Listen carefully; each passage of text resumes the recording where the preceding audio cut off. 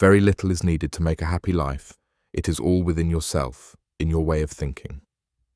Marcus Aurelius Meditations. Happiness for most of us feels like a moving target. We convince ourselves it sits somewhere just beyond the next milestone, the next achievement, the next purchase, the next improvement.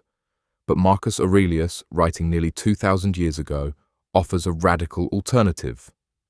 Happiness is not built from circumstances. It's built from perception.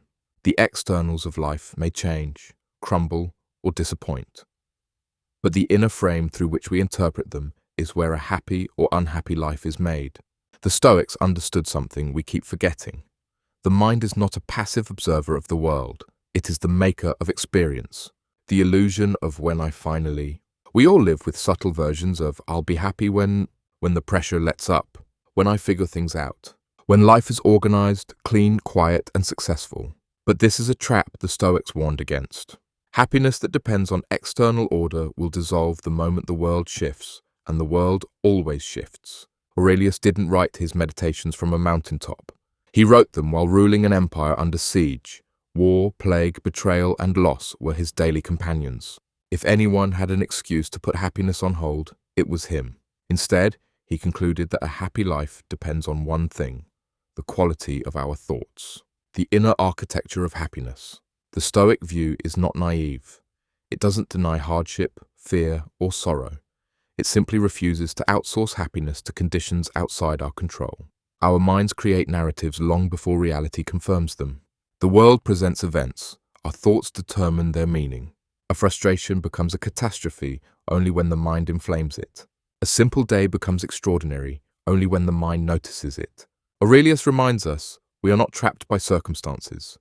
We are trapped by the way we think about them. If you change your relationship with your thoughts, you change the texture of your life. The discipline of perspective. Happiness for the Stoics is not an emotion. It is a discipline, a practice, a daily choice. It begins with a simple question. What story am I telling myself about this moment? Instead of, this shouldn't be happening, the Stoic mind asks, what can I learn from what is happening? Instead of, I can't handle this, it asks, what part of me grows stronger because of this? This isn't forced positivity, it's mental sovereignty. The world acts, we choose our response, and in that choice, a life is shaped. Enough is already here. Aurelius insists that we already possess everything we need to live well: clarity, presence, resilience, gratitude, and the ability to alter our perspective. These capacities are internal. They cannot be taken. They cannot be lost unless we abandon them. The things we chase, status, praise, security, recognition, are fragile. The things that truly matter, attention, intention, inner steadiness, lie completely within us. Very little is needed for a happy life because the foundation of happiness is not external at all.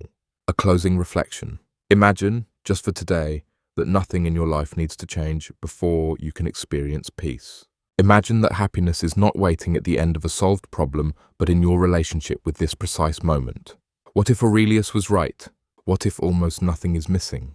Very little is needed to make a happy life. It is all within yourself, in your way of thinking. Author's note. I return to this line often when I feel the pull of dissatisfaction, the subtle belief that happiness is somewhere else, just out of reach. Marcus Aurelius offers a correction.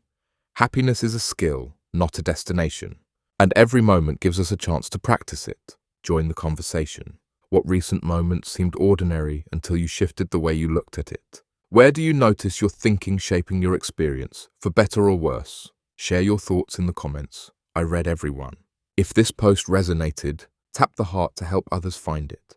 Subscribe for weekly reflections on philosophy, clarity, and the art of living. Share this with someone who is carrying too much and forgetting how little is needed.